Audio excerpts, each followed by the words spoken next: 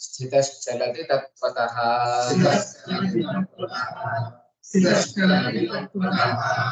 यं लब्ध्वा चापरं लाभं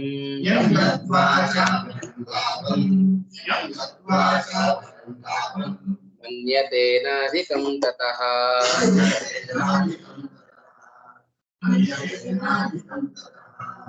यस्मिन् स्थितो न दुःखेन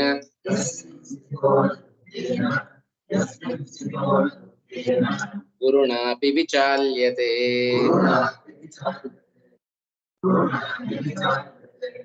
तं विद्यात् दुःखसंयोग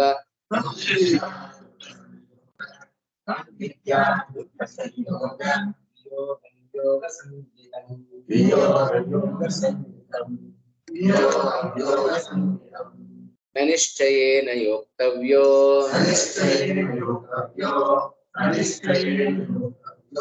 योगो निर्विण्णचेतसा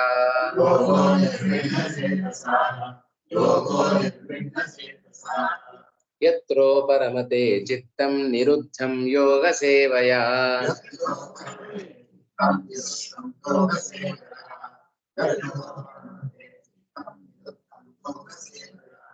यत्र चैवात्मनात्मानं पश्यन्नात्मनि तिष्ठति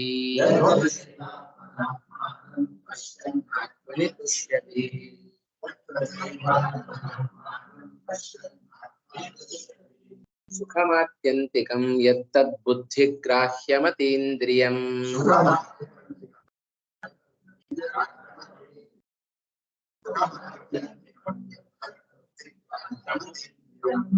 वेत्ति यत्र न चैवायं स्थितश्चलति तत्त्वतः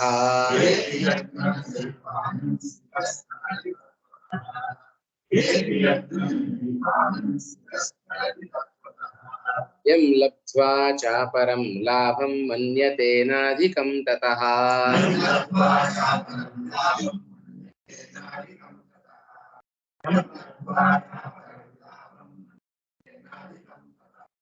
यस्मिन् स्थितो न दुःखेन गुरुणापि विचाल्यते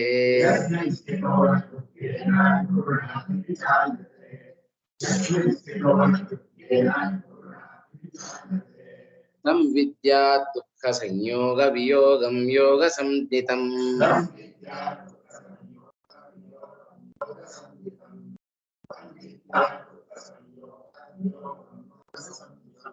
स निश्चयेन योक्तव्यो योगो निर्विण्णचेतसा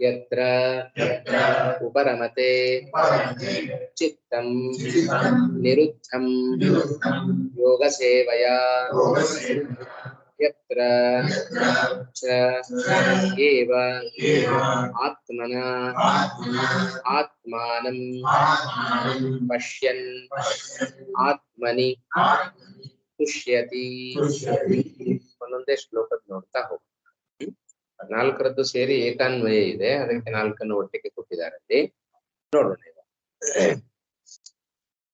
ಆತ್ಮಶಬ್ದ ತುಂಬಾ ಕಡೆ ಬರ್ತಾ ಇದೆ. ಆತ್ಮಶಬ್ದ ಗೊತ್ತಾ, ನಡೆಸ್ಲಿಕ್ಕೆ ಬರುತ್ತಾ? ಆತ್ಮ ಆತ್ಮಾನು ಆತ್ಮಾನ ಆತ್ಮನ್ ಶಬ್ದ ನಕಾರಾಂತಹ ಪುಲ್ಲಿಂಗ ಆತ್ಮನ್ ಶಬ್ದ ಆತ್ಮ ಆತ್ಮಾನು ಹೇ ಆತ್ಮನ್ ಹೇ ಆತ್ಮನ್ ಸಂಬೋಧನೆ.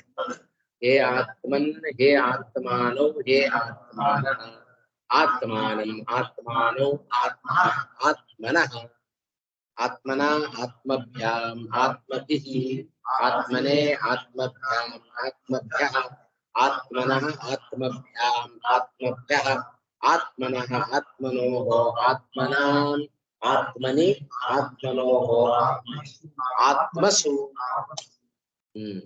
ಇದು ಆತ್ಮ ಶಬ್ದ. ಅದನ್ನ ಸ್ವಲ್ಪ ಅಭ್ಯಾಸ ಮಾಡಿಕೊಂಡ್ರೆ, ಯಾಕೆಂದ್ರೆ ದ್ವಿತೀಯ ವಿಭಕ್ತಿಯಲ್ಲಿ ಬರುತ್ತೆ, ಕೆಲವೊಮ್ಮೆ ಪ್ರಥಮ ವಿಭಕ್ತಿಯಲ್ಲಿ ಬರುತ್ತೆ, ಕೆಲವೊಮ್ಮೆ ಸಪ್ತಮಿ ವಿಭಕ್ತಿಯಲ್ಲಿ ಬರ್ತಾ ಇದೆ ಅಂತ ಆತ್ಮ ಶಬ್ದ ಈ ಅಧ್ಯಾಯದಲ್ಲಿ ತುಂಬಾ ಕಡೆ ಬಂದಿದೆ. ಅದರಿಂದ ಆತ್ಮ ಶಬ್ದ ತಿಳ್ಕೊಳ್ಳೋದು ಬಹಳ ಇಂಪಾರ್ಟೆಂಟ್, ಆಯ್ತಾ. ಯತ್ರ ಉಪರಮತೆ ಚಿತ್ತಂ ಯೋಗ ಸೇವಯ, ಇದರ ಅನ್ವಯ ನೋಡೋಣ.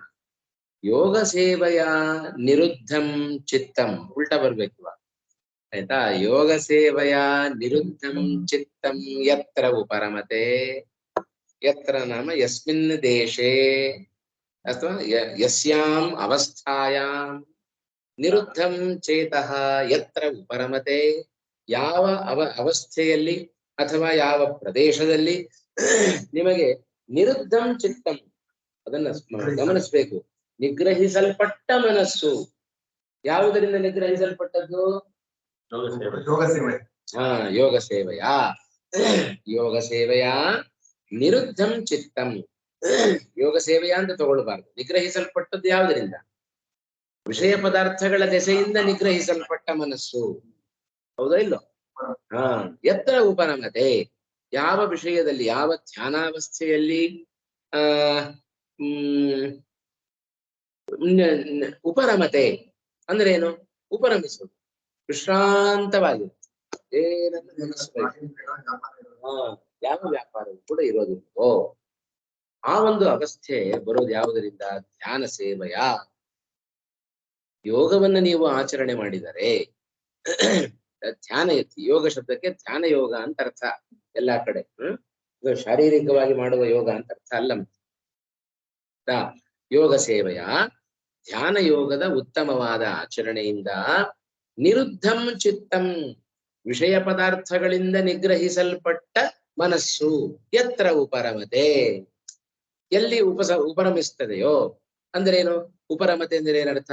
ಎಲ್ಲಿ ವಿಷಯ ಪದಾರ್ಥಗಳನ್ನ ಬಯಸೋದಿಲ್ಲವೋ, ಯಾವ ಅವಸ್ಥೆಗೆ ಹೋದಾಗ ನಮ್ಮ ಮನಸ್ಸು ವಿಷಯ ಪದಾರ್ಥಗಳನ್ನ ಬಯಸೋದಿಲ್ಲವೋ, ನೋಡುವಿಕೆ, ರೂಪ ಕಣ್ಣಿಗೆ ಬೇಕು, ರಸ ನಾಲಿಗೆಗೆ ಬೇಕು, ಶಬ್ದ ಕಿವಿಗೆ ಬೇಕು, ಹೌದು, ಎಲ್ಲವೂ ಅದರ ಧರ್ಮ. ಆದರೂ ಕೂಡ ಅದೆಲ್ಲದಕ್ಕೂ ಮನಸ್ಸು ಬಹಳ ಮುಖ್ಯ. ಹಾಗಾಗಿ ಮನೋಹಿ ಹೇತು ಸರ್ವೇಷಾಂ ಇಂದ್ರಿಯಾಣಾಂ ಪ್ರವರ್ತನೆ, ಇಂದ್ರಿಯಾಣಾಂ ಪ್ರವರ್ತನೆ ಮನಃ ಪ್ರಧಾನಂ ಕಾರಣಂ. ಹಾಗಾಗಿ ನಾವು ಹೇಳುತ್ತೇವೆ, ಇವತ್ತು ಮನಸ್ಸಿಲ್ಲ ಆದ್ದರಿಂದ ಪಾಠಕ್ಕೆ ಹೋಗಿಲ್ಲ, ಮನಸ್ಸಿಲ್ಲ ಆದ್ದರಿಂದ ಕೆಲಸ ಮಾಡಿಲ್ಲ, ಮನಸ್ಸಿಲ್ಲ ಆದ್ದರಿಂದ ಕೆಲಸ ಹೋಗೋದು, ಕೆಲಸ ಮಾಡೋದು, ಕೈ ಕಾಲು ಬಿಡೋದು. ಮನಸ್ಸು ಯಾಕೆ ಬೇಕು ಅದಕ್ಕೆ? ಮನಸ್ಸು ಪ್ರೇರಣೆ ಮಾಡಿದರೆ ಮಾತ್ರ ನಮ್ಮ ಇಂದ್ರಿಯಗಳು ಕೆಲಸ ಮಾಡುತ್ತಾರೆ. ರಾಮಾಯಣದಲ್ಲಿ ಬಂದ ಮಾತು, ಮನೋಹಿ ಹೇತು ಸರ್ವೇಷಾಂ ಇಂದ್ರಿಯಾಣಾಂ ಪ್ರವರ್ತನೆ. ನಮ್ಮ ಎಲ್ಲ ಇಂದ್ರಿಯಗಳು ಕೆಲಸ ಮಾಡಬೇಕು ಅಂತಾದ್ರೆ ಮನಸ್ಸು ಪ್ರಧಾನವಾದ ಕಾರಣ. ಹಾಗಾಗಿ ಇಲ್ಲಿ ಅದನ್ನೇ ಹೇಳ್ತಾನೆ ಕೃಷ್ಣ ಪರಮಾತ್ಮ. ಬೇರೆ ಯಾವ ಇಂದ್ರಿಯದಿಂದಲೂ ನಾವು ಕಾಮವನ್ನು ಗೆಲ್ಲಿಕ್ಕೆ ಸಾಧ್ಯ ಇಲ್ಲ, ಮನಸ್ಸು ಒಂದೇ ಇಂದ್ರಿಯದಿಂದ ನಾವು ಕಾಮವನ್ನು ಗೆಲ್ಲಿಕ್ಕೆ ಸಾಧ್ಯ. ಮುಂದಿನ ಶ್ಲೋಕದಲ್ಲಿ ಬರುತ್ತೆ ಆ ಅಂಶ. ಆದ್ದರಿಂದ ಯೋಗ ಸೇವೆಯ ಅಂದ ನಾಮ ಧ್ಯಾನ ಯೋಗದ ಆಚರಣೆಯಿಂದ ಸೇವನೆ ಮಾಡೋದು, ಆಚರಣೆ ಮಾಡೋದು ಅಂತ ಅರ್ಥ.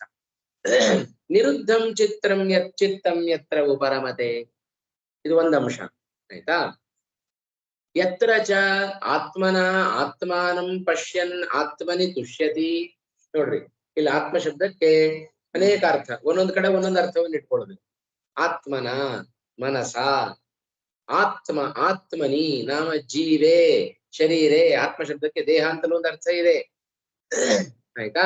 ಆತ್ಮನಿ ದೇಹೇ, ಪಶ್ಯನ್ ಯಾರನ್ನ? ಆತ್ಮಾನಂ ಭಗವಂತಂ. ನೋಡ್ರಾ, ಇಲ್ಲಿ ಮೂರು ವಿಭಕ್ತಿ ಬಂತು. ಆತ್ಮನ ತೃತೀಯ ವಿಭಕ್ತಿ, ಆತ್ಮಾನ್ ದ್ವಿತೀಯ ವಿಭಕ್ತಿ ಆಯ್ತಾ. ಆಮೇಲೆ ಆತ್ಮನಿ ಸಪ್ತಮಿ. ಹೀಗೆ ಮೂರು ವಿಭಕ್ತಿಯ ಶಬ್ದಗಳಲ್ಲಿ ಇಲ್ಲಿ ಪರಿಚಯ ಮಾಡ್ತಾ ಇದ್ದಾರೆ ಆಯ್ತಾ. ತುಷ್ಯತಿ ಆದ್ರಿಂದ ಅದರ ಅಭಿಪ್ರಾಯ ಏನು? ಯತ್ರ ಅಲ್ಲೂ ಕೂಡ ಧ್ಯಾನಾವಸ್ಥಾಯಾನ್, ಯಾವ ಧ್ಯಾನಾವಸ್ಥೆಯಲ್ಲಿ ಆತ್ಮನ ನಾಮ ಮನಸ, ಆತ್ಮನ ನಾಮ ಮನಸ ಆತ್ಮಾನಂ ಭಗವಂತಂ ಪರಮಾತ್ಮಾನಂ ಆತ್ಮನಿ ಪಶ್ಯನ್ ತುಷ್ಯತಿ. ಹೌದೋ ಇಲ್ಲೋ? ನಮಗೆ ಧ್ಯಾನಾವಸ್ಥೆಯ ಹಿಂದೆಲ್ಲ ಹೇಳಿದ ಧ್ಯಾನದ ಪರಿಪೂರ್ಣ ಅವಸ್ಥೆಯಲ್ಲಿ ಹೇಗಿರುತ್ತಾರೆ ಅಂತ ಅಲ್ವಾ? ಯಥಾ ನಿವಾತಸ್ಥ ದೀಪಃ ದೀಪವತ್, ಜೋರಾಗಿ ಬೀಸದ ಗಾಳಿ ಬೀಸದ ಪ್ರದೇಶದಲ್ಲಿರುವ ದೀಪದಂತೆ. ಅದು ಧ್ಯಾನಾವಸ್ಥೆಯ ಪರಿಪೂರ್ಣ ಅವಸ್ಥೆ. ಅದು ಧ್ಯಾನದ ಪರಾಕಾಷ್ಠೆ ಹೋಗಿದ್ದಾನೆ ಅಂತ ಅರ್ಥ. ಅಂತವನ ಮನಸ್ಸು ಸುಲಭವಾಗಿ ಜಗ್ಗೋದಿಲ್ಲ, ಲೋಕಕ್ಕೆ ಬರೋದಿಲ್ಲ. ಹಾಗಿರುವಾಗ ಅವನೇನ್ ಮಾಡ್ತಾ ಇರ್ತಾನೆ? ಹಾಗಾದರೆ ಲೋಕದಲ್ಲಿಲ್ಲ ಅಂತಂದ್ರೆ ಇನ್ನೊಂದು ಕಡೆ ಎಲ್ಲಾದ್ರೂ ಇರ್ಲೇಬೇಕಲ್ವಾ ಅವನ ಮನಸ್ಸು? ಎಲ್ಲಿರುತ್ತೆ? ಒಳಗಡೆ ಭಗವಂತನನ್ನು ನೋಡಿ ಸಂತುಷ್ಯತಿ, ಸಂತೋಷ ಪಡ್ತಾ ಇರ್ತಾನೆ.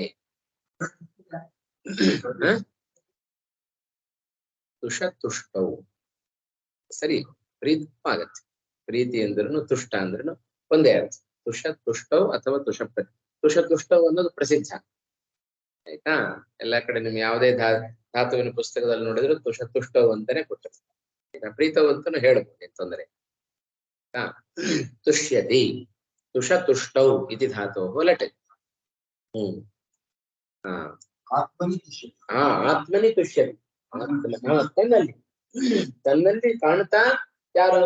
ಆತ್ಮನ ಮನಸ್ಸಿನಿಂದ ತನ್ನೊಳಗೇನೆ ಯಾರು ಪರಮಾತ್ಮನನ್ನ ಕಾಣ್ತಾ ಸಂತೋಷವನ್ನ ಪಡ್ತಾನೆಯೋ. ಎಲ್ಲಿ? ಯತ್ರ ಧ್ಯಾನಾವಸ್ಥಾಯಾಮ್, ಯಾವ ಧ್ಯಾನಾವಸ್ಥೆಯಲ್ಲಿ ತನ್ನೊಳಗೆ ತನ್ನ ಮನಸ್ಸಿನಿಂದ ಯಾರು ಭಗವಂತನನ್ನ ಕಾಣ್ತಾ ಸಂತೋಷವನ್ನ ಪಡ್ತಾನೆಯೋ.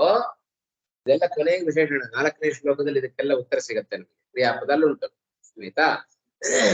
ಆಮೇಲೆ ಇದಿಷ್ಟು ಮೊದಲು ಈ ಶ್ಲೋಕದ ಅಭಿಪ್ರಾಯ ಅರ್ಥ ಆಯ್ತಲ್ಲ. ಯತ್ರ ಅಂದರೆ ಯತ್ರ ಶಬ್ದಕ್ಕೆ ಧ್ಯಾನಾವಸ್ಥೆಯಲ್ಲಿ ಅಂತ ಅರ್ಥ. ಯೋಗ ಸೇವೆಯ ನಿರುದ್ಧಂ ಚಿತ್ತಂ ಉಪರಮತೆ. ಎತ್ರ ಅಥವಾ ಎತ್ರ ಕೊನೆಗೂ ಇಟ್ಕೊಳ್ಬಹುದು ಆಯ್ತಾ. ಯೋಗ ಸೇವೆಯ ನಿರುದ್ಧಂ ಚಿತ್ತಂ ಎತ್ರ ಉಪರಮತೆ ಆಯ್ತಾ. ಹೀಗೆ ಆಮೇಲೆ ಆತ್ಮನ ನಾಮ ಮನಸ ಆತ್ಮಾನಂ ಪರಮಾತ್ಮಾನಂ ಆತ್ಮನಿ ಯತ್ರ ಆತ್ಮನಿ ತುಷ್ಯತಿ. ಯಾವ ಅವಸ್ಥೆಯಲ್ಲಿ ತನ್ನಲ್ಲಿಯೇ ತಾನು ಭಗವಂತನನ್ನ ಕಂಡು ತುಷ್ಯತಿ ಸಂತೋಷ ಪಡ್ತಾನೆಯೋ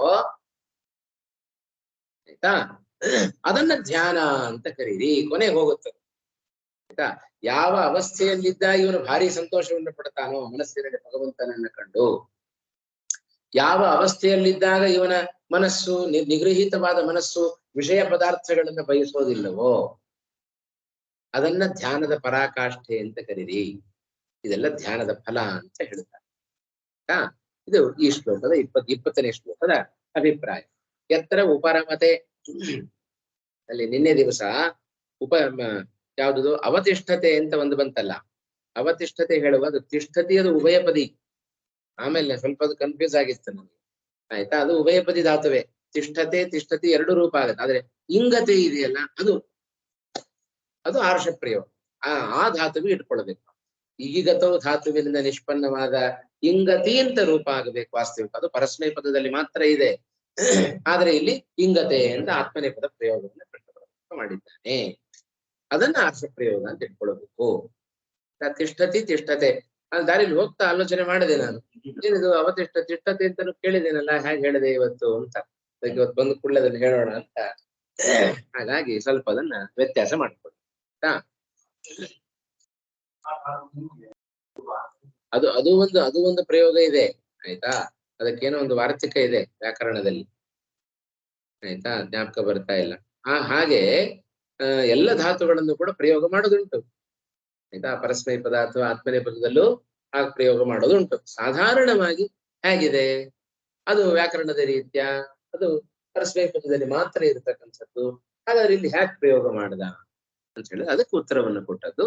ಇದು ಆರ್ಷ ಪ್ರಯೋಗ ಅಂತ ಇಟ್ಕೊಳ್ಳಿ. ಹೀಗೆಲ್ಲ ಕೆಲವೊಮ್ಮೆ ಇತಿಹಾಸ ಪುರಾಣಗಳಲ್ಲಿ ವ್ಯಾಸರಾಗ್ಲಿ ಶ್ರೀಮದ್ ಆಚಾರ್ಯರಾಗ್ಲಿ ಹೀಗೆಲ್ಲ ಪ್ರಯೋಗ ಮಾಡಿದ್ದನ್ನು ನಾವು ಕಾಣ್ತೇವೆ. ಹ್ಮ್ ಹೌದು ಹೌದು ಹೌದು ಹೌದು ಅಲ್ಲೊಂದು ರೂಪ ಹಾಗೆ ಇದೆ. ಹ್ಮ್ ಹೌದು ಆಯ್ತಾ. ಇಲ್ಲಿ ಉಪರಮತೆ ಅನ್ನೋದು ಯಾವ ಧಾತು?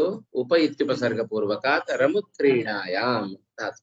ಆತ್ಮನೇ ಪದದ ಲಟ್ಲಕಾರ ರಮು ಕ್ರೀಡಾಯಾಮ್.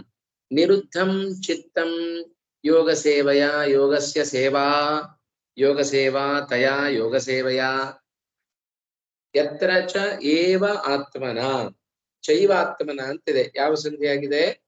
ವೃದ್ಧಿ ಸಂಧಿ ಆಗಿದೆ ಅಲ್ವಾ?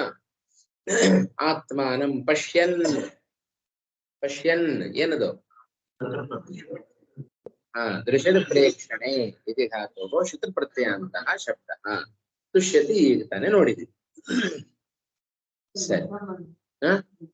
ನಿರುದ್ಧಂ ಅದು ರುಧಿರ್ ಆವರಣೆ. ರುಧಿರ್ ಆವರಣೆ ನೀ ಉಪಸರ್ಗ ಸೇರ್ಕೊಂಡಿದೆ, ಹಾಗಾಗಿ ಅರ್ಥಾಂತರ ಆಯ್ತು.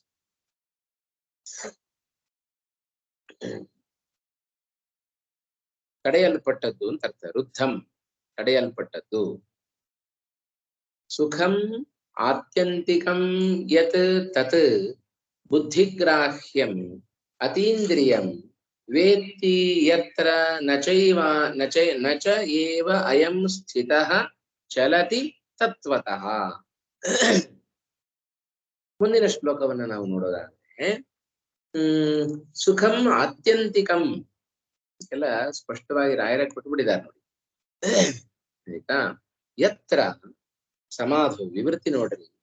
ಯತ್ರ ಸಮಾಧೌ ಸ್ಥಿತಃ ಸಮಾಧೌ ಸ್ಥಿತ ಅಂದ್ರೆ ಸ್ಥಿತಸ್ಸನ್ ಇದ್ದವನಾಗಿ, ಸಮಾಧ್ಯವಸ್ಥೆಯಲ್ಲಿ ಇದ್ದವನಾಗಿ, ಬುದ್ಧಿಗ್ರಾಹ್ಯಂ ಅಂದ್ರೆ ಏನು? ಅನುಭವೇನ ವೇದ್ಯಂ. ಬುದ್ಧಿಗ್ರಾಹ್ಯಂ ಅನುಭವೇನ ವೇದ್ಯಂ ಅತೀಂದ್ರಿಯಂ. ಇಂದ್ರಿಯಂ ಅತಿಕ್ರಮ್ಯ ಅತೀಂದ್ರಿಯಂ ಅಂದ್ರೆ ನಮ್ಮ ಇಂದ್ರಿಯಕ್ಕೆ ಗೋಚರ ಆಗೋದಿಲ್ಲ ಅಂತ ಅರ್ಥ. ಇಂದ್ರಿಯಕ್ಕೆ ಸಿಗದೇ ಇರತಕ್ಕಂಥದ್ದು ಇಂದ್ರಿಯಾಗ್ರಾಹ್ಯಂ. ಇಂದ್ರಿಯ ಅಗ್ರಾಹ್ಯಂ ಆತ್ಯಂತಿಕಂ ಅತಿಶಯಿತಂ ಸುಖಂ ವೇತ್ತಿ ಅನುಭವತಿ. ಇದಿಷ್ಟು ಈ ಶ್ಲೋಕದ ಅಭಿಪ್ರಾಯ. ಯತ್ರ ಇಲ್ಲಿಯೂ ಕೂಡ ಯತ್ರ ಅನ್ನೋ ಶಬ್ದ ಇದೆ. ಯತ್ರ ಅಂದ್ರೆ ಯಾವ ಧ್ಯಾನಾವಸ್ಥೆಯಲ್ಲಿ ಇದ್ದವನಾಗಿ, ಯೋಗಿ ಇದ್ದಾನಲ್ಲ, ಯಾವ ಧ್ಯಾನಾವಸ್ಥೆಯಲ್ಲಿ ಇದ್ದಾನೆಯೋ ಅವ ಬುದ್ಧಿಗ್ರಾಹ್ಯಂ ಅಂದ್ರೆ ಅನುಭವೈಕ ವೇದ್ಯವಾದ ಮೋಕ್ಷ ಸುಖ ಹೇಗಿದೆ ಅಂತ ನಮ್ಗೆ ಯಾರಾದ್ರೂ ಅನುಭವ ಉಂಟೋ? ಇಲ್ಲ. ಜಿಲೇಬಿ ತಿಂದು ಹೇಗಿದೆ ನಮಗೆ ತಗೊಳಪ್ಪ ನೀನೊಂದು ತಿನ್ನೊಂದು ಕೊಡ್ಬೋದು ನಾವು. ಆದ್ರೆ ಮೋಕ್ಷ ಸುಖ ಹೇಗಿದೆ ಹೇಳಲಿಕ್ಕೆ ಸಾಧ್ಯವೋ? ಯಾಕೆ? ಹೋಗಿ ಬಂದವ್ರು ಹೇಳ್ಬೋದಲ್ವಾ ಯಾರಾದ್ರೂ? ನಚ ಪುನರಾವರ್ತತೆ ನಚ ಪುನರಾವರ್ತತೆ. ಮೋಕ್ಷ ಸುಖವನ್ನ ಅನುಭವಿಸಿದವರು ಯಾರು ಮತ್ತೆ ಈ ಸುಖವನ್ನ ಬಯಸೋದಿಲ್ಲ, ಅವ್ರು ವಾಪಸ್ ಬರೋದು ಇಲ್ಲ. ಹಾಗಾಗಿ ಹೊರದೇಶಕ್ಕೆ ಹೋಗಿ ಬಂದವರು ಹಾಗಿದೆ ಹೀಗಿದೆ ಅಂತ ವರ್ಣನೆ ಮಾಡಬಹುದು. ಮೋಕ್ಷಕ್ಕೆ ಹೋಗಿ ಬಂದವ್ರು ಯಾರು ವರ್ಣನೆ ಮಾಡ್ಲಿಕ್ಕೆ ಸಾಧ್ಯ ಇಲ್ಲ. ಯಾಕೆ ಅಂದ್ರೆ ಹೋದವ್ರು ಯಾರು ವಾಪಸ್ ಬರೋದೇ ಇಲ್ಲ. ಬ್ರಹ್ಮಸೂತ್ರದ ಕಡೆಯ ಸೂತ್ರ ಅದೇ, ನಚ ಪುನರಾವರ್ತತೆ ನಚ ಪುನರಾವರ್ತತೆ. ವ್ಯಾಸರ ಸೂತ್ರದ ಮೂಲಕ ಅದನ್ನ ಸೂಚನೆ ಮಾಡಿಬಿಟ್ರು. ಮೋಕ್ಷಕ್ಕೆ ಹೋದರೆ ಮತ್ತೆ ವಾಪಸ್ ಬರ್ಲಿಕ್ಕಿಲ್ಲ. ಹಾಗಾಗಿ ವಾಪಸ್ ಬಾರದೇ ಇರುವ ಸ್ಥಳ ಎರಡು ಜಗತ್ತಿನಲ್ಲಿ, ಒಂದು ಅಂಧನ್ ತಮಸ್ಸು, ಒಂದು ಮೋಕ್ಷ. ಅಂಧನ್ ತಮಸ್ಸಿಗೆ ಹೋದವರು ಮತ್ತೆ ವಾಪಸ್ ಬರೋದು. ಅಂಧನ್ ತಮಸ್ಸಿಗೆ ಹೋಗಬೇಕಾದ್ರೂ ಲಿಂಗದೇಹ ಭಂಗ ಮಾಡಿಕೊಂಡೇ ಹೋಗು, ಮೋಕ್ಷಕ್ಕೆ ಹೋಗಬೇಕಾದ್ರೂ ಲಿಂಗದೇಹ ಭಂಗ ಮಾಡಿಕೊಂಡೇ ಹೋಗು. ಹಾಗಾಗಿ ಎರಡೂ ಸ್ಥಳಗಳಿಗೆ ಹೋದ್ರೆ ಮತ್ತೆ ವಾಪಸ್ ಬರೋದು. ಆದರೆ ಅಲ್ಲಿ ಅನುಭವಿಸೋದು ಮಾತ್ರ ಬೇರೆ ಬೇರೆ. ಅಂಧನ್ ತಮಸ್ಸಿನಲ್ಲಿ ನಿರಂತರ ದುಃಖ, ಅಲ್ಲಿ ನಿರಂತರ ಸುಖ ಮೋಕ್ಷ. ಹಾಗಾಗಿ ಯತ್ರ ಸಮಾಧೋ ಬುದ್ಧಿಗ್ರಾಹ್ಯಂ ಅಂದ್ರೆ ಅನುಭವೈಕ ವೇದ್ಯಂ ಆತ್ಯಂತಿಕಂ ಸುಖಂ. ಈ ಭೌತಿಕವಾದ ಇಂದ್ರಿಯಗಳಿಗೆ ವೇದ್ಯ ಅಲ್ಲ ಇದು ಮೋಕ್ಷ ಸುಖ. ಹೌದಾ? ಮತ್ತೆ ಇದು ಮತ್ತೊಬ್ಬರು ಹೇಳಿದ ಸುಖದ ಅನುಭವವನ್ನು ಪಡ್ಕೊಳ್ಳಿಕ್ಕಾಗುದು. ಮತ್ತೊಬ್ಬರು ಏನಾದ್ರೂ ಒಂದು ವಸ್ತುವನ್ನು ಅಥವಾ ಸ್ಥಳವನ್ನು ವರ್ಣನೆ ಮಾಡ್ತಾ ಇದ್ರೆ ನಾವು ಆನಂದವನ್ನು ಅನುಭವಿಸ್ತೇವೆ ಅಲ್ವಾ? ಆದ್ರೆ ಮೋಕ್ಷ ಸುಖದ ವರ್ಣನೆ ಅನುಭವ ಹೇಗೆ ಬರುತ್ತೆ ನಮಗೆ? ಅನುಭವೈಕ ವೇದ್ಯ. ನಾವು ಅನುಭವಿಸಿದರೆ ಮಾತ್ರ ಮೋಕ್ಷ ಸುಖದ ಅನುಭವ ನಮಗೆ ಬರ್ಲಿಕ್ಕೆ ಸಾಧ್ಯ. ಇಲ್ಲೇ ಹೋದ್ರೆ ಬರೋದಿಲ್ಲ. ಅದನ್ನೇ ಬುದ್ಧಿಗ್ರಾಹ್ಯ ಅನ್ನುವ ಪದದಿಂದ ಇಲ್ಲಿ ಕೃಷ್ಣ ಪರಮಾತ್ಮ ಹೇಳ್ತಾ ಇದ್ದಾನೆ. ಯತ್ರ ಸಮಾಧೌ ಸ್ಥಿತಃ ಸನ್ ಬುದ್ಧಿಗ್ರಾಹ್ಯಂ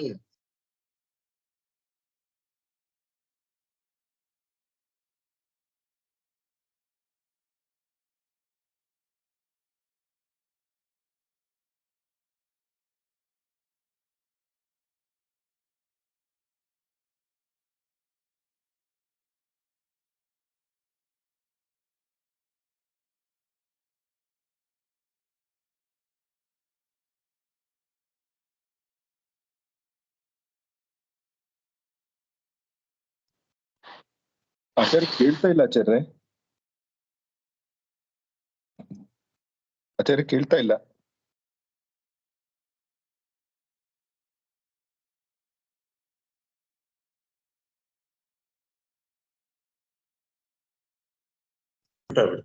ಅದೇನು ಯಾಕೆ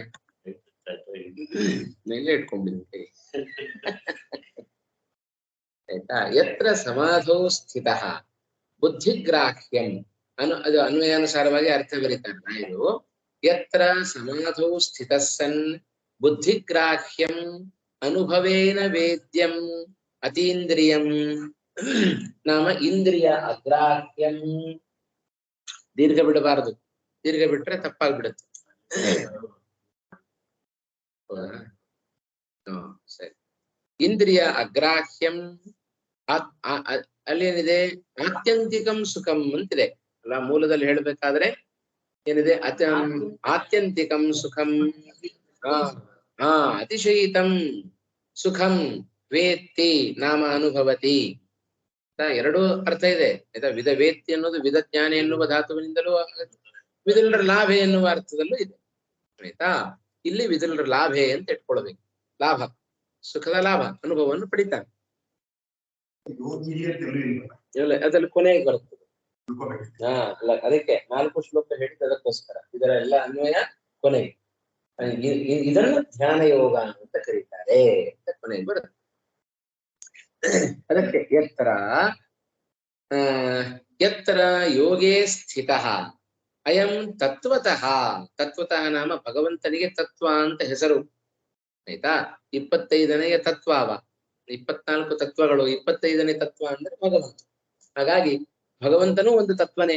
ಹಾಗಾಗಿ ತತ್ವತಃ ನಾಮ ಭಗವತ್ ಸಕಾಶಾತ್, ತತ್ವನಾಮಕನಾದ ಭಗವಂತನಿಂದ ಅಂತ ಅರ್ಥ. ತತ್ವತಃ ಭಗವದ್ ರೂಪಾತ್ ನ ಚಲತಿ ತಂ ಇತ್ಯನ್ವಯ. ನೋಡ್ರಿ ಕೊನೆಯಲ್ಲಿದೆ ತಮ್ ಅಂತ 23ನೇ ಶ್ಲೋಕದಲ್ಲಿ. ಇದನ್ನೆಲ್ಲ ತಮ್ ಅನ್ನುವ ಶಬ್ದದ ಜೊತೆಗೆ ಇದನ್ನೆಲ್ಲ ಅನ್ವಯವನ್ನು ಮಾಡಿಕೊಳ್ಬೇಕು. ಹೌದು. ತತ್ವಾದಿತಿ ತತ್ವತಃ. ತತ್ವಾತ್ ತತ್ವ ಶಬ್ದಸ್ಯ ಭಗವಾನ್ ಇತ್ಯರ್ಥಃ. ತತ್ವತಃ ಭಗವತ್ ಸಕಾಶಾತ್. ಆಯ್ತಾ. ಅಂದ್ರೆ ಆ ಸುಖವನ್ನ ಅನುಭವಿಸ್ತಾ ಭಗವತ್ ತತ್ವತಃ ನ ಚಲತಿ.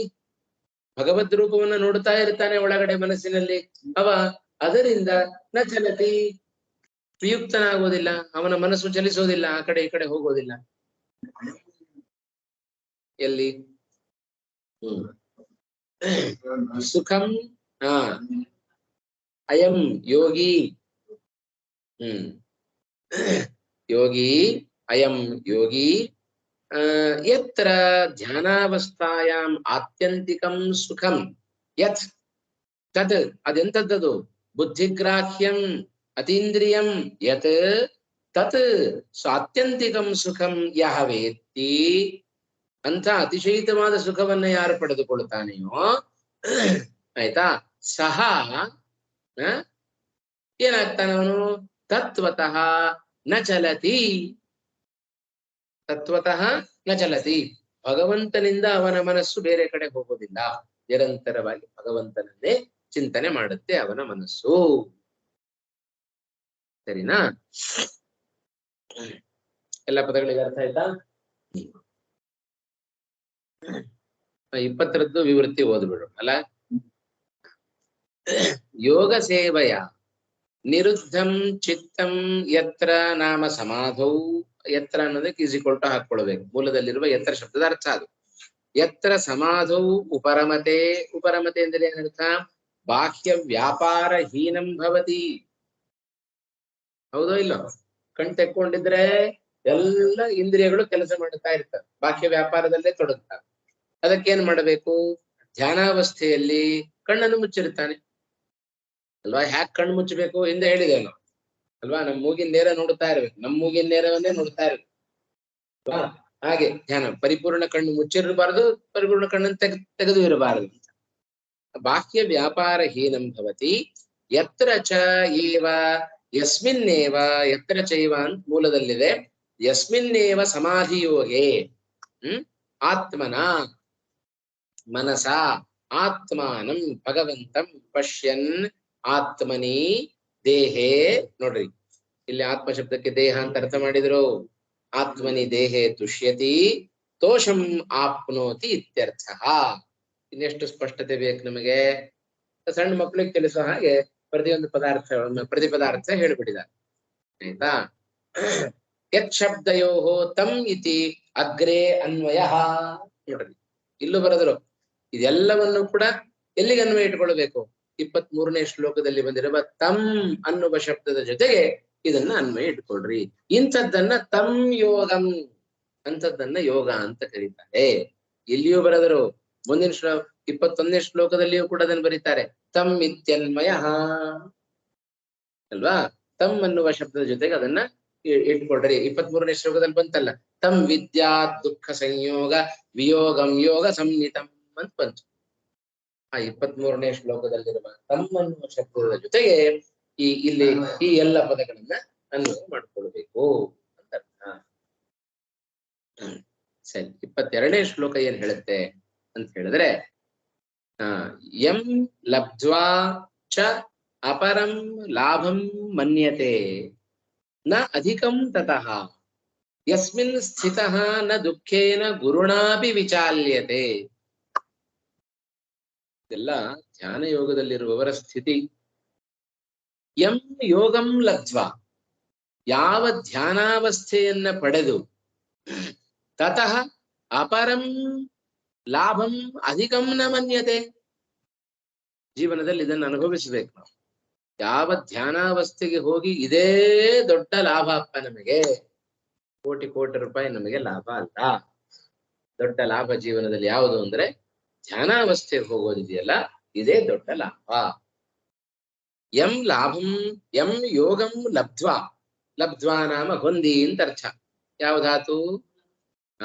ದುರ್ಲಭಶ್ ಪ್ರಾಪ್ತೋ ಧಾತುವಿನ ಕ್ವಾ ಪ್ರತ್ಯಯ ಅಂತವಾದ ಅವ್ಯಯ. ಯಂ ಯೋಗಂ ಲಬ್ಧ್ವಾ, ತತಃ ಆ ಯೋಗವನ್ನು ಹೊಂದಿದ ನಂತರ ಅಪರಂ ಲಾಭಂ ಅಧಿಕಂ ನ ಮನ್ಯತೆ. ಅವನಿಗನಿಸಿಬಿಡತ್ತೆ, ಓಹೋ ಇದಕ್ಕಿಂತ ದೊಡ್ಡ ಲಾಭ ನನಗೆ ಇನ್ನೇನು ಇಲ್ಲ.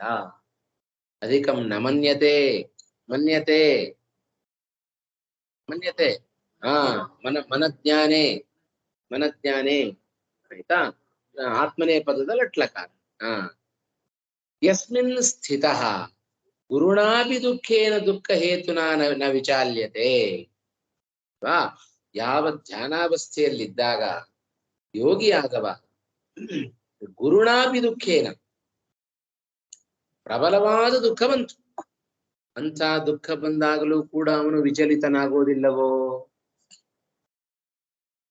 ತಂ ಯೋಗಂ, ಇದನ್ನು ಕೂಡ ತಂ ಅನ್ನುವ ಶಬ್ದದ ಜೊತೆಗೆ ಅನ್ವಯವನ್ನ ಮಾಡ್ರಿ.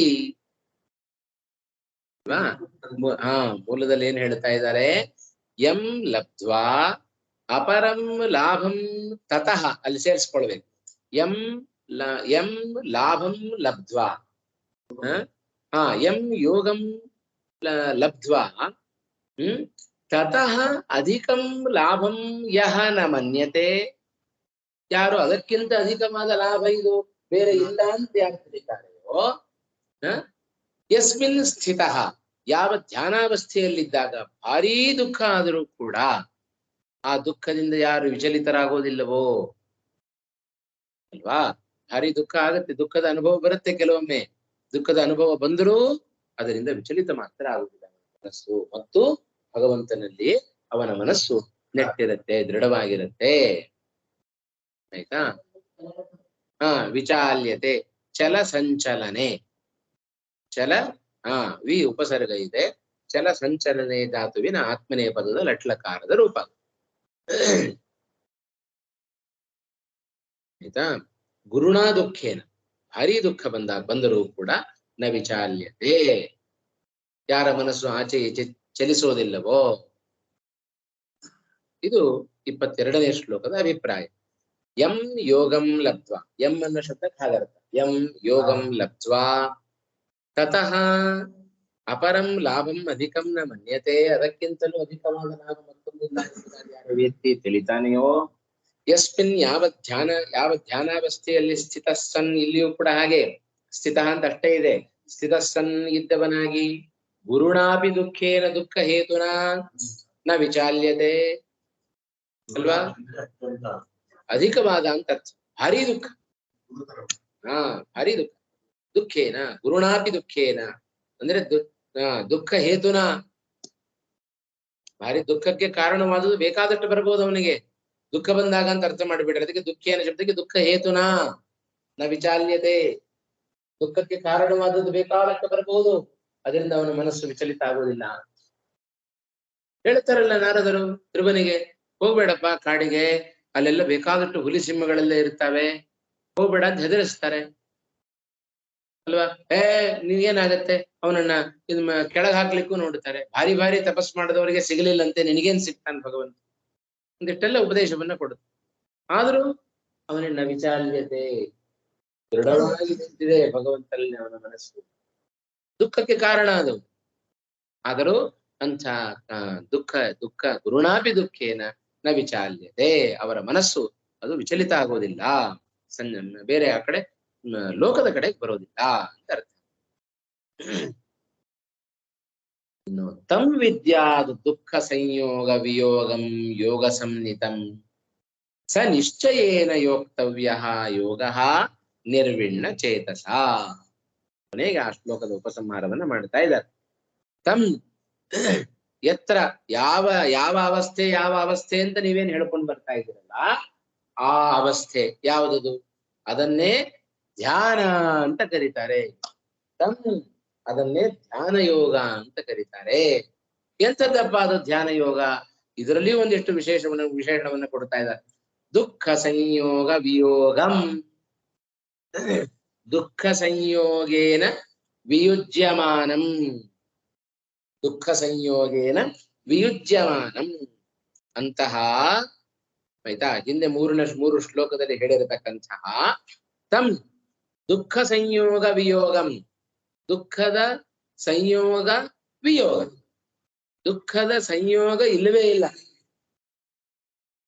ದುಃಖ ಸಂಯೋಗ ವಿಯೋಗಂ ಅಥವಾ ದುಃಖದ ಸಂಬಂಧವನ್ನ ದೂರ ಮಾಡತಕ್ಕಂತಹ, ಸಂಯೋಗ ಶಬ್ದಕ್ಕೆ ಸಂಬಂಧ ಅಂತ ಅರ್ಥ, ಆಯ್ತಾ? ದುಃಖದ ಸಂಯೋಗ ವಿಯೋಗ, ಕೇವಲ ದುಃಖದ ಯಾರಿಗೆ, ನಮಗೆ ತಾನೇ ಸಂಬಂಧ, ದುಃಖದ ಸಂಬಂಧ, ಆಯ್ತಾ? ದುಃಖದ ಸಂಬಂಧದ ಯೋಗ ಇಲ್ಲದಂತೆ ಮಾಡಿಬಿಡತ್ತೆ. ಒಂದರ್ಥ, ಅನೇಕ ಅರ್ಥಗಳನ್ನ ಮಾಡುತ್ತಾರೆ ಆ ಶಬ್ದಕ್ಕೆ, ಒಂದೊಂದೇ ಅರ್ಥ ನೋಡ್ತಾ ಹೋಗೋಣ, ಕನ್ಫ್ಯೂಸ್ ಮಾಡ್ಕೊಳ್ಳೋದು ಬೇಡ. ಮೊದಲನೇ ಅರ್ಥ ದುಃಖ ಸಂಯೋಗೇನ ವಿಯುಜ್ಯಮಾನಂ ಒಂದರ್ಥ, ಅಥವಾ ದುಃಖ ಸಂಯೋಗಸ್ಯ ವಿಯೋಗ ಯಸ್ಮಾದಿತಿ ವಾ, ಆಯ್ತಾ? ಎರಡನೇ ಅರ್ಥದ ಪ್ರಕಾರ ಹೇಳೋದಾದ್ರೆ, ಮೊದಲನೇದು ದುಃಖ ಸಂಯೋಗ ಇಲ್ಲದಂತೆ ಮಾಡುವುದು, ಆಯ್ತಾ? ಇನ್ನು ದುಃಖದ ಸಂಬಂಧವನ್ನೇ ದೂರ ಮಾಡುವ, ಅಥವಾ ಯಾವ ಅವಸ್ಥೆಯಿಂದ ನಮಗೆ ದುಃಖ ದೂರ ಆಗುತ್ತೋ, ಯಸ್ಮಾತ್ ದುಃಖ ಸಂಯೋಗ ಯಸ್ಮಾತ್ ಭವತಿ, ಧ್ಯಾನ ಯೋಗ ದುಃಖ ಸಂಯೋಗ ನಭವತಿ. ದುಃಖ ನಭವತಿ ಅಂದ್ರೆ ಹೇಳಿದ್ರೆ ದುಃಖ ಸಂಯೋಗದ ವಿಯೋಗ ಇಲ್ಲ ಅಂತಿಲ್ಲ ಅಂದ್ರೆ ಏನು, ಇದೆ ಅಂತ ಅರ್ಥ. ದುಃಖ ಸಂಯೋಗದ ವಿಯೋಗ ಬರುತ್ತೆ ಅಂತ ಹೇಳಿದ್ರೆ ಅದರ ದುಃಖ ನಮಗಿಲ್ಲ ಅಂತ ಆಗತ್ತೆ. ಹಾಗಾಗಿ ದುಃಖ ಇಲ್ಲ ಅಂತ ಆಗೋದು ಯಾವುದರಿಂದ? ಯಸ್ಮಾತ್ ಭವತಿ, ಅದು ಯೋಗ. ದುಃಖದ ಸಂಯೋಗದ ವಿಯೋಗ ಯಾವುದರಿಂದ ಆಗುತ್ತೋ ತಂ ಅಲ್ಲಿಗೆ ಅನ್ವಯ ಮಾಡ್ರಿ, ಆಯ್ತಾ? ಆಮೇಲೆ ವಿಯುಜ್ಯತೆ ಅನೇನ ಇತಿ ವಿಯೋಗ, ಅಲ್ಲಿ ವಿಯೋಗ ಶಬ್ದಕ್ಕೆ ಏನಂತ ಅರ್ಥ ಮಾಡ್ಬೇಕು? ಇಲ್ಲಿ ವಿಯೋಗ ಅನ್ನೋದು ಹಾಗೆ ನಾವು ತಪ್ರತ್ಯಂತವಾದ ಶಬ್ದಗಳು ಅಂತ ಹೇಳ್ತೇವಲ್ಲ, ಹಾಗೆ ಇಲ್ಲಿ ವಿಯೋಗ ಅನ್ನುವ ಶಬ್ದ ಘನ್ಯ ಎಂಬ ಪ್ರತ್ಯಯ ಬಂದು ರೂಪ ಆದದ್ದು ವಿಯೋಗ ಅಂತ. ಅಲ್ಲಿ ಘನ್ಯ ಪ್ರತ್ಯಯ ಯಾವ ಅರ್ಥದಲ್ಲಿ ಬಂದಿದೆ? ಕರಣಾರ್ಥದಲ್ಲಿ ಬಂದಿದೆ. ಖ ಹಾ, ರಾಮ ಶಬ್ದವೂ ಅಷ್ಟೇ ರಮುಧಾತುವಿನ ಮೇಲೆ ಘನ್ಯ ಪ್ರತ್ಯಯ ಬಂದು ರಾಮ ಅಂತ ರೂಪ ಆದದ್ದು. ಹಾಗೆ ಇಲ್ಲಿಯೂ ಕೂಡ ವಿಯೋಗ ಅನ್ನುವ ರೂಪ ಆಯ್ತಾ, ಯೋಗ ಶಬ್ದದ ಮೇಲೆ ಘನ್ಯ ಪ್ರತ್ಯಯ ಬಂದು ಯೋಗ ಅಂತ ರೂಪ ಆಗಿದೆ. ಅದು ಯಾವ ಅರ್ಥದಲ್ಲಿ ಬಂತಪ್ಪ ಘನ್ಯ ಪ್ರತ್ಯಯ ಅಂತ ಹೇಳಿದ್ರೆ ಕರಣಾರ್ಥದಲ್ಲಿ ಬಂದಿದೆ ಅನ್ನೋದನ್ನ ಸೂಚನೆ ಮಾಡ್ಲಿಕ್ಕೋಸ್ಕರ ಇಲ್ಲಿ ರಾಯರು ಏನು ಬರೆದರು, ವಿಯೋಗ ಶಬ್ದಕ್ಕೆ ವಿಯುಜ್ಯತೆ ಅನೇನ ಅಂತ ಮಾಡಿ ತೋರಿಸಿದ್ರು. ವಿಯುಜ್ಯತೆ ದೂರ ಮಾಡಲ್ಪಡುತ್ತೆ ಯಾವುದರಿಂದಲೋ ಅದು ವಿಯೋಗ ಆಯ್ತಾ. ವಿಯುಜ್ಯತೆ ಅನೇನ ಇತಿ ವಿಯೋಗ ಕರಣೇ ಘನ್ಯ ಅಷ್ಟೇ ಬರೆದ್ಬಿಟ್ರು. ಅಂದ್ರೆ ಕರಣಾರ್ಥದಲ್ಲಿ ಇಲ್ಲಿ ಘನ್ಯ ಪ್ರತ್ಯಯ ಬಂದು ವಿಯೋಗ ಅಂತ ರೂಪ ಆಗಿದೆ. ಕರ್ಣ ಸಾಧನ ಅನ್ನುವ ಅರ್ಥದಲ್ಲಿ ಈಗ ಕುಠಾರೇಣ ಚಿನತ್ತಿ, ಕುಠಾರೇಣ ತೃತೀಯ ಬಂತು. ಅಲ್ಲಿ ತೃತೀಯ ಯಾವ ಅರ್ಥದಲ್ಲಿ ಬಂತು? ಕರಣಾರ್ಥದಲ್ಲಿ. ಹಾಗೆ ಇಲ್ಲಿಯೂ ಕೂಡ ಅಲ್ಲಿ ಅನೇನ ಅದಕ್ಕೆ ಸಮಾಸ ಮಾಡಿ ತೋರಿಸಿದ್ದವರು. ವಿಯುಜ್ಯತೆ ಅನೇನ ಕೇನ ಧ್ಯಾನ ಯೋಗೇನ, ಧ್ಯಾನ ಯೋಗದಿಂದ ನಮ್ಮನ್ನ ದೂರ ಮಾಡಿಬಿಡುತ್ತೆ, ದುಃಖದ ಸಂಯೋಗವನ್ನು ದೂರ ಮಾಡಿಬಿಡುತ್ತೆ. ಆದ್ರಿಂದ ದುಃಖ ಸಂಯೋಗ ವಿಯೋಗ, ಅಥವಾ ದುಃಖ ಸಂಯೋಗಸ್ಯ ವಿಯೋಗ ಇತಿವಾ ಇನ್ನೊಂದು ಅರ್ಥ ಬರೀತಾರೆ ಆಯ್ತಾ. ಯಾವುದು ದುಃಖದ ಸಂಯೋಗದ ನಾಶಕ್ಕೆ ಕಾರಣವೋ, ಯಾವುದು ದುಃಖದ ಸಂಯೋಗದ ನಾಶಕ್ಕೆ ಕಾರಣವೋ ತಂ ಯೋಗಂ ವಿಧಿ, ಅದನ್ನ ಧ್ಯಾನ ಯೋಗ ಅಂತೀವಿ. ಅಂದ್ರೆ ನೋಡ್ರಿ, ಧ್ಯಾನ ಯೋಗದ ಫಲ ಏನು? ಇಷ್ಟೆಲ್ಲ ದುಃಖವನ್ನ ನಮ್ಮಿಂದ ನಾಶ ಮಾಡಿಬಿಡುತ್ತೆ. ನಮ್ಮ ಮನಸ್ಸು ಭಗವಂತನಲ್ಲಿ ನೆಟ್ಟ ಮನಸ್ಸು ಮತ್ತೆ ವಿಚಲಿತವಾಗದಂತೆ ಮಾಡುತ್ತೆ ಧ್ಯಾನ. ಅದಕ್ಕೋಸ್ಕರ ಹಿಂದೆಲ್ಲ ಧ್ಯಾನದ ಮಹತ್ವವನ್ನು ಚೆನ್ನಾಗಿ ತಿಳಿಸಿಕೊಟ್ಟು ಕೊನೆಯಲ್ಲಿ ಧ್ಯಾನದ ಫಲವನ್ನ ಹೇಳ್ತಾ ಇದ್ರು. ಧ್ಯಾನದ ಫಲಶ್ರುತಿ ಇದು. ಈ 4 ಶ್ಲೋಕ ಇದು ಧ್ಯಾನದ ಫಲಶ್ರುತಿ ಇದ್ದ ಹಾಗೆ. ಇದನ್ನ ಇತಿವಾ ಯೋಗ ಸಂಹಿತಂ ವಿದ್ಯಾತ್, ಇದನ್ನ ಯೋಗ ಎಂದು ತಿಳಿಬೇಕು. ಈ ರೀತಿಯಾಗಿ ಇರುತ್ತೆ ಯೋಗ ಅಂತ ಹೇಳಿದ್ರೆ ಅಂತ. ಇಲ್ಲಿ ಬಹಳ ಸ್ವಾರಸ್ಯ ಬರೀತಾರೆ. ಏನ್ ಹೇಳಿದ್ರು? ಮೂಲದಲ್ಲಿ ಯೋಗ ಸಂಹಿತಂ ವಿದ್ಯಾತ್, ಯೋಗ ಎಂಬುದಾಗಿ ತಿಳಿಬೇಕು ಅಂತ ಅರ್ಥ. ಯೋಗ ಎಂಬುದಾಗಿ ತಿಳಿಬೇಕು ಅರ್ಥ. ಯೋಗ ಸಂಹಿತಂ ವಿದ್ಯಾತ್ ಅನ್ನೋ ಶಬ್ದಕ್ಕೆ ಯೋಗ ಎಂಬುದಾಗಿ ತಿಳಿಬೇಕು ಅಂತ ಅರ್ಥ. ಇನ್ನೊಂದು ಸ್ವಾರಸ್ಯ 23ನೇ ಶ್ಲೋಕದಲ್ಲಿ ಸಂವಿದ್ಯಾದ ದುಃಖ ಸಂಯೋಗ ವಿಯೋಗಂ ಅಂತ ಹೇಳಿದ್ರು. ಕೃಷ್ಣ ಪರಮಾತ್ಮ ಹೇಳುವಾಗ ಆ ರೀತಿಯ ಒಂದು ಮಾತನ್ನ ಹೇಳ್ತಾನೆ. ಅದಕ್ಕೆ ಏನರ್ಥ? ಇಲ್ಲಿ ದುಃಖದ ಸಂಯೋಗವನ್ನ ಇಲ್ಲದಂತೆ ಮಾಡುತ್ತೆ ಅಂದ್ರೆ ಏನರ್ಥ? ಓ, ದುಃಖ ಬಂದಿದೆ, ಅದರ ಸಂಯೋಗ ಇಲ್ಲದಂತೆ ಮಾಡುತ್ತೆ. ಬರೀ ಅಷ್ಟೇ ಇಟ್ಕೊಳ್ಬೇಡ್ರಪ್ಪ, ಮುಂದೆ ದುಃಖದ ಸಂಯೋಗ ಇಲ್ಲದಂತೆಯೂ ಮಾಡುತ್ತೆ. ಇನ್ನೊಂದು ಅರ್ಥ ಒಂದ್ ಸ್ವಲ್ಪ ಸೇರಿಸಿದ್ರು ರಾಯರ ಜೊತೆಗೆ ಆಯ್ತಾ. ಇದ್ದ ದುಃಖವನ್ನಷ್ಟೇ ಮಾಡೋದಲ್ಲ, ಮುಂದೆ ದುಃಖದ ಉತ್ಪತ್ತಿಯನ್ನು ಮಾಡೋದಿಲ್ಲ. ಅದು ಒಂದು ಲಾಭ, ಧ್ಯಾನದ ಲಾಭ. ಅದು ಸಂಯೋಗ ಪದೇನ ನ ಕೇವಲಂ ಉತ್ಪನ್ನಂ ದುಃಖಂ ನಾಶಯತಿ ಕಿಂತು ಉತ್ಪತ್ತಿಮೇವ ನಿವಾರಯತಿ. ಮುಂದೆ ದುಃಖವನ್ನು ಹುಟ್ಟದಂತೆ ನೋಡ್ಕೊಂಡ್ ಬಿಡತ್ತೆ. ಎಲ್ಲಿಂದ ದುಃಖ ಹುಟ್ಟಬೇಕ್ರಿ? ಪರಮಾತ್ಮರ ಸಾಕ್ಷಾತ್ಕಾರ ಆದ್ಮೇಲೆ ದುಃಖ ಎಲ್ಲಿಂದ ಹುಟ್ಟಬೇಕು?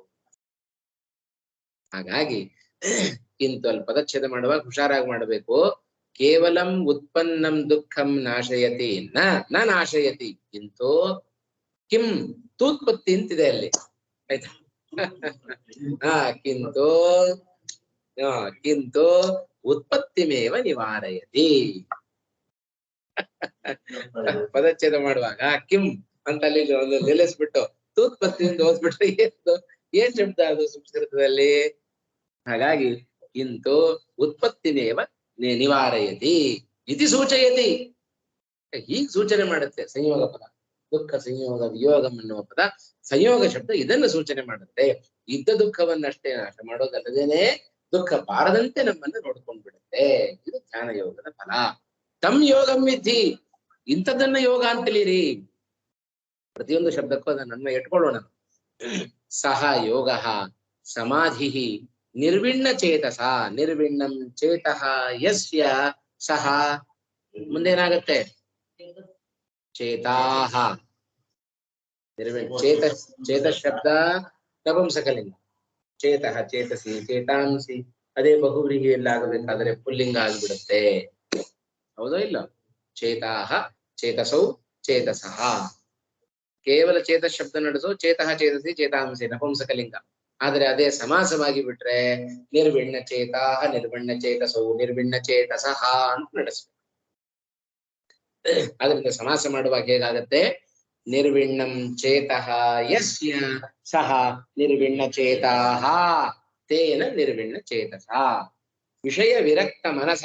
ಮೂಲದಲ್ಲಿರುವ ನಿರ್ವಿಣ್ಣ ಚೇತಸ ಅನ್ನುವ ಶಬ್ದಕ್ಕೆ ಏನರ್ಥ? ಯಾರಿಗೆ ಸಹ ಯೋಗ ಯೋಗ ನಾಮ ಸಮಾಧಿ ನಿರ್ವಿಣ್ಣ ಚೇತಸ ನಾಮ ವಿಷಯ ವಿರಕ್ತ ಮನಸ. ಆಯ್ತಾ? ವಿಷಯ ಪದಾರ್ಥಗಳಿಂದ ವಿರಕ್ತವಾದ ಮನಸ್ಸಿನಿಂದ ನಿಶ್ಚಯೇನ ಯೋಕ್ತವ್ಯ. ಇಂಥ ಯೋಗ ಇದೆಯಲ್ಲ ಸಮಾಧಿ ಅವಸ್ಥೆ, ಇದು ಯಾವುದರಿಂದಪ್ಪ ನಾವು ಪಡ್ಕೊಳ್ಬೇಕು ಅಂತ ಹೇಳಿದ್ರೆ ಎಲ್ಲರಿಗೂ ಸಾಧ್ಯ ಇಲ್ಲ. ಯಾರು ನಿರ್ವಿಣ್ಣ ಚೇತರೋ, ಯಾರ ಮನಸ್ಸು ವಿಷಯ ಪದಾರ್ಥಗಳಿಂದ ಹಿಂತೆಗೆದುಕೊಳ್ಳಲ್ಪಟ್ಟಿದೆಯೋ ಅಂಥವರಿಗೆ ಮಾತ್ರ ಸಿಗ್ತಕ್ಕಂಥದ್ದು ಈ ರೀತಿಯಾದ ಯೋಗ. ನಿಶ್ಚಯೇನ ಯೋಕ್ತವ್ಯ ಅವಶ್ಯಂ ಕರ್ತವ್ಯ ಏವ ಕೇನ ಮುಮುಕ್ಷುಣ. ಯಾರು ಮೋಕ್ಷವನ್ನು ಬಯಸ್ತಾನೆಯೋ ಅವನು ಹೀಗೆಲ್ಲ ಮಾಡ್ಬೇಕಂತೆ. ಇದರ ಮೂಲಕ ಇಲ್ಲಿ ನಿಶ್ಚಯ ಶಬ್ದವನ್ನ ಕೊಟ್ಟಿದಾನಲ್ಲ. ಮುಮುಕ್ಷೋಹೋ ಧ್ಯಾನ ಯೋಗ ವ್ಯವಚ್ಛೇದಾರ್ಥೋಯಂ ನಿಶ್ಚಯ ಶಬ್ದ. ಆಯ್ತಾ? ಮುಮುಕ್ಷೋಹೋ ಧ್ಯಾನ ಅಯೋಗ ವ್ಯವಚ್ಛೇದಾರ್ಥೋಯಂ ನಿಶ್ಚಯ ಶಬ್ದ. ಇಲ್ಲಿ ಮೂಲದಲ್ಲಿ ಹೇಳಬೇಕಾದರೆ ನಿಶ್ಚಯ ಅನ್ನೋ ಶಬ್ದ ಇದೆಯೋ ಇಲ್ವೋ? ಅಲ್ವಾ? ಸಹ ನಿಶ್ಚಯೇನ ಯೋಕ್ತವ್ಯ. ಸಹ ನಿಶ್ಚಯೇನ ಯೋಕ್ತವ್ಯ. ಅಲ್ಲಿ ನಿಶ್ಚಯ ಶಬ್ದ ನಮಗೆ ಏನ್ ತಿಳಿಸ್ಕೊಡ್ತಾ ಇದೆ ಅಂತ ಹೇಳಿದ್ರೆ, ಮುಮುಕ್ಷು ಆದವ. ಇದು ಅಯೋಗ ವ್ಯವಚ್ಛೇದಾರ್ಥಕವಾದ ನಿಶ್ಚಯ ಶಬ್ದ ಇದು. ಅಂದ್ರೆ ಏನು? ಇದನ್ನು ಬಿಡ್ಲಿಕ್ಕಿಲ್ಲ. ಇದರ ಯೋಗ ಬೇಕು, ಅಯೋಗ ಅಲ್ಲ ಇದು. ಅಯೋಗ ಅಂದ್ರೆ ಏನು? ಅದರ ಯೋಗ ಇಲ್ಲಿ ಸಂಬಂಧ ಇಲ್ಲದಿರಬೇಕು ಅಂತ ಅರ್ಥ. ಯಾರು ಮುಮುಕ್ಷುವೋ ಅಂಥ ಮುಮುಕ್ಷು ಆದವ ಇಂಥ ಧ್ಯಾನ ಯೋಗದ ಸಂಬಂಧವನ್ನ ಇಲ್ಲದೆ ಇರ್ಲಿಕ್ಕಾಗೋದಿಲ್ಲ. ನಿಶ್ಚಯೇನ ಯೋಕ್ತವ್ಯ ಕರ್ತವ್ಯ ಏವ. ಬಿಡ್ಲಿಕ್ಕೆ ಸಾಧ್ಯ ಇಲ್ಲ. ನಾನು ಇದನ್ನ ಬಿಟ್ಟು ನಾನು ಮೋಕ್ಷವನ್ನು ಪಡಿತೇನೆ ಅಂದ್ರೆ ಅದು ಆಗಲ್ಲ. ನಿಶ್ಚಯ ಶಬ್ದ ಅಯೋಗ ವ್ಯವಚ್ಛೇದವನ್ನ ತಿಳಿಸಿಕೊಡ್ತಾ ಇದೆ. ಏನದು ಅರ್ಥ ಆಯ್ತಾ ಬದ್ರಿ ಅವರು?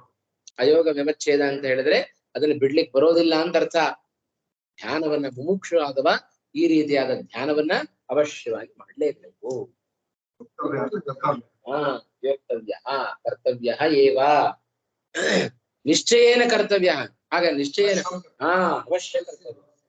ನಿಶ್ಚಯ ಶಬ್ದ ಏನ್ ತಿಳಿಸ್ಕೊಡುತ್ತೆ ಅಂದ್ರೆ ಬಿಡ್ಲಿಕ್ಕೆ ಬರೋದಿಲ್ಲ ಅನ್ನೋದು ತಿಳಿಸ್ಕೊಡುತ್ತೆ. ಅದಕ್ಕೆ ಅರ್ಥ ಆಯ್ತಾ ನೋಡಿ.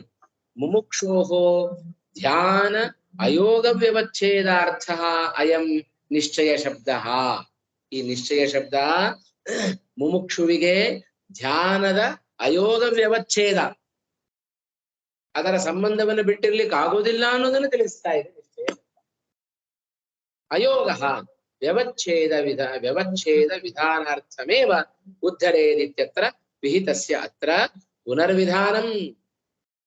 ವಾಸ್ತವಿಕವಾಗಿ ಇಲ್ಲಿ ಇದೇ ಅಧ್ಯಾಯದ 5ನೇ ಶ್ಲೋಕದಲ್ಲಿ ಇಷ್ಟು ವಿಚಾರವನ್ನು ಹೇಳಿಬಿಟ್ಟಿದ್ದಾನೆ. ಉದ್ಧರೇದಾತ್ಮನಾತ್ಮಾನಂ ಎಂಬುದಾಗಿ ಮತ್ತೆ ಮತ್ತೆ ಅದನ್ನೇ ಹೇಳ್ತಾ ಇದ್ದಾನಲ್ಲ ಕೃಷ್ಣ. ಏನಿದು ಅಂತ ಹೇಳಿದರೆ ಆ ಶ್ಲೋಕದಲ್ಲಿ ಧ್ಯಾನ ಅಂದ್ರೆ ಏನು ಅಂತ ತಿಳಿಸ್ಕೊಟ್ಟಿದ್ದಾನೆ. ಆದರೆ ಮುಮುಕ್ಷುವಿಗೆ ಧ್ಯಾನ ಬೇಕೇ ಬೇಕು ಅನ್ನೋದನ್ನ ಈ ಶ್ಲೋಕದಲ್ಲಿ ಹೇಳ್ತಾ ಇದ್ದಾನೆ. ಅಲ್ವಾ? ವ್ಯತ್ಯಾಸ ಇದೆ ತಾನೆ. ಧ್ಯಾನ ಅಂದ್ರೆ ಏನು ತಿಳಿಸ್ಕೊಟ್ಟಿದ್ದಾನೆ. ಇಂಥ ಧ್ಯಾನ ಅದು ಮುಮುಕ್ಷುವಿಗೆ ಅವಶ್ಯವಾಗಿ ಬೇಕೇ ಬೇಕು ಅಂತ ಈ ಶ್ಲೋಕದ ತಿಳಿಸ್ಕೊಡ್ತಾ ಇದ್ದಾನೆ. ಆದ್ದರಿಂದ ಚರ್ವಿತ ಚರ್ವಣ ಆಗಲಿಲ್ಲ ಅವನು ಇಲ್ಲ. ಹಾ ಆಯ್ತಾ. ಅಯೋಗ ವ್ಯವಚ್ಛೇದ ವಿಧಾನಾರ್ಥಮೇವ ಉದ್ಧರೇದಿತ್ಯತ್ರ ವಿಹಿತಸ್ಯ. ಉದ್ಧರೇತೆಂಬಲ್ಲಿ ವಿಹಿತವಾದ ಧ್ಯಾನವನ್ನ ಆಯ್ತಾ ಇಲ್ಲಿ ಮತ್ತೆ ಹೇಳ್ತಾ ಇದ್ದಾನೆ. ಯಾಕೆ ಹೇಳಿದ ಅಂದ್ರೆ ಅಯೋಗ ವ್ಯವಚ್ಛೇದ ವಿಧಾನಾರ್ಥಂ. ಹಿಂದಿಂದ ನಾವು ಅನ್ವಯವನ್ನು ಇಟ್ಕೊಳ್ಬೇಕು. ಆಯ್ತಾ. ಇಲ್ಲಿ ಯಾಕೆ ಅಲ್ಲಿ ಹೇಳಿದ ವಿಷಯವನ್ನೇ ಮತ್ತೆ ಇಲ್ಲಿಯೂ ಕೂಡ ಯಾಕೆ ಪ್ರಸ್ತಾವನೆ ಮಾಡಿದ ಕೃಷ್ಣ ಪರಮಾತ್ಮ ಅಂದ್ರೆ ಉದ್ಧರೇದಿತ್ಯತ್ರ ವಿಹಿತಸ್ಯ. ಉದ್ಧರೇದ್ ಆತ್ಮನಾತ್ಮನಂ ಎಂಬ ಶ್ಲೋಕದಲ್ಲಿ ಹೇಳಿದ ಆ ವಿಷಯವನ್ನ ಅತ್ರ ಪುನರ್ವಿಧಾನಂ ಕುತಃ ಮತ್ತೆ ಇಲ್ಲಿ ವಿಧಾನ ಮಾಡ್ತಾ ಇದ್ದಾನಲ್ಲ. ಯಾತಕ್ಕೋಸ್ಕರ ಅಯೋಗ ವ್ಯವಚ್ಛೇದ ವಿಧಾನಾರ್ಥಂ. ಮುಮುಕ್ಷೋಹೋ ಅಯೋಗ ವ್ಯವಚ್ಛೇದ ವಿಧಾನಾರ್ಥಂ. ಮುಮುಕ್ಷುಗಳು ಈ ಧ್ಯಾನವನ್ನ ಸರ್ವಥಾ ಬಿಡ್ಲಿಕ್ಕಿಲ್ಲ ಅನ್ನೋದನ್ನು ತಿಳಿಸೋದಕ್ಕೋಸ್ಕರ ಇಲ್ಲಿ ಅದನ್ನು ಹೇಳ್ತಾರೆ. ಬಿಡೋದು ಅಯೋಗ ವ್ಯವಚ್ಛೇದ ವಿಧಾನಾರ್ಥಂ. ಆಯ್ತಾ. ಅಯೋಗದ ಅಯೋಗವನ್ನ ಬಿಡದಿರುವಿಕೆ ಅಂದ್ರೆ ಏನರ್ಥ? ಯೋಗ ಬೇಕು ಅಂತ ಅರ್ಥ. ಅಲ್ಲಿ ಅಯೋಗ ಎಂಬಲ್ಲಿ ಅದು ಹೈಫನ್ ಹಾಕ್ತಿದಾರಲ್ಲ, ತೆಕ್ಕೊಂಡ್ಬಿಡಿದಾನೆ, ಅದ ಕನ್ಫ್ಯೂಸ್ ಮಾಡಿಸುತ್ತೆ. ಆಯ್ತಾ. ಅದು ಒಂದೇ ಪದ ಕಾಣಿಸ್ತಾ ಇದೆ ಇಲ್ಲಿ. ಅದು ಒಂದೇ ಪದ. ಅಯೋಗ ವ್ಯವಚ್ಛೇದ ವಿಧಾನಾರ್ಥಂ ಅಂತ ಅರ್ಥ. ಅದನ್ನ ತೆಗೆದು ಬಿಡಿ. ತೆಗೆದು ಯಾವುದರ ಅಯೋಗ? ಯಾವುದರ ಅಯೋಗ? ಅಯೋಗ ಇಲ್ಲಪ್ಪ. ಯಾವುದರ ಅಯೋಗ? ಧ್ಯಾನದ ಅಯೋಗ. ಧ್ಯಾನದ ಅಯೋಗ ಅಂದ್ರೇನು? ಸಂಬಂಧ. ಆಯ್ತಾ. ಸಂಬಂಧ ಇಲ್ಲದಿರುವಿಕೆ ಅದನ್ನ ವ್ಯವಚ್ಛೇದ ಮಾಡ್ತಾ ಇದೆ, ಅದನ್ನ ತಿರಸ್ಕಾರ ಮಾಡ್ತಾ ಇದೆ ಅಂತ ಅರ್ಥ. ಅದಕ್ಕೆ ಹೇಳಿದ ದ್ವೌ ನನ್ಯೌ ಸಾತಿಶಯಂ ಅರ್ಥಂ ಗಮಯತಃ. ಎರಡು ನನ್ಯ ಹಾಕಿಬಿಟ್ರೆ ಅದು ಭಾವಾರ್ಥವನ್ನ ಕೊಟ್ಟು ಬಿಡುತ್ತೆ. ಇದೇ ಅನ್ನುವ ಅರ್ಥವನ್ನ ಕೊಡುತ್ತೆ. ಘಟಃ ನಾಸ್ತೀತಿನ ಘಟಃ ಅಸ್ತಿಯೇವ ಅಂತ ಅರ್ಥ. ಹಾಗೆ ಎರಡು ನಂಜೆ ಬಂದ್ಬಿಟ್ರೆ ಅದು ಭಾವಾರ್ಥವನ್ನ ಕೊಡುತ್ತೆ ಅಂತ. ಹಾಗೆ ಪ್ರಕೃತದಲ್ಲಿಯೂ ಕೂಡ ಅಯೋಗ ವ್ಯವಚ್ಛೇದ ವಿಧಾನಾರ್ಥಂ ಏವ ಅತ್ರ ಪುನರ್ವಿಧಾನ ಎಂದು ಹೇಳಿದ್ದಾನೆ. ಹೌದು ಇಲ್ಲಿ. ಆದರೆ ಇಲ್ಲಿ ಮುಮುಕ್ಷು ಸರ್ವಥಾ ಅದನ್ನ ಬಿಡಬಾರದು ಅನ್ನೋದನ್ನು ತಿಳಿಸೋದಕ್ಕೋಸ್ಕರ ಇಲ್ಲಿ ಹೇಳಿದ್ದಾನೆ ಅಂತ. ಸರಿ ಹೋಯ್ತಾ. ಇದಿಷ್ಟು 23ನೇ ಶ್ಲೋಕದ ಅಭಿಪ್ರಾಯ. ಜಾಸ್ತಿನ ಟೈಮ್ 40 ಇಲ್ಲಿ ನಿಲ್ಸ್ಕೊಂಡಿರೋಣ.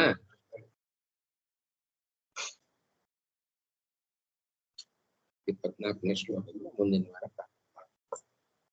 ಮುಂದಿನ ವಾರ ಏನ್ ತಿಥಿ ಬರುತ್ತೆ? ಏಕಾದಶಿ, ದಶಮಿ ಏಕಾದಶಿನ ಮಾಡುದು. ದ್ವಾದಶಿ ಆದ್ರೆ ಕಷ್ಟ, ದಶಮಿ ಆದ್ರೆ ಮಾಡು. ಇವತ್ತೇನು ಡೇಟ್ ಏನಿವತ್ತು?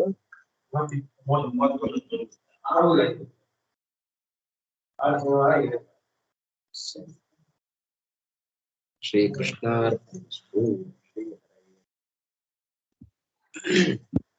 ನಮಸ್ಕಾರ ಆಚಾರ್ಯ. ನಮಸ್ಕಾರ ದಂಡ ಪ್ರಣಾಮಗಳಾಚಾರ್ಯ. ಆಗ್ಲಿ ರಾಘವೇಂದ್ರ ಅವರು. ನಮಸ್ಕಾರ ಆಚಾರ್ಯ. ಹರೇ ರಾಮ ಆಚಾರ್ಯ ಶಾಸ್ತ್ರ.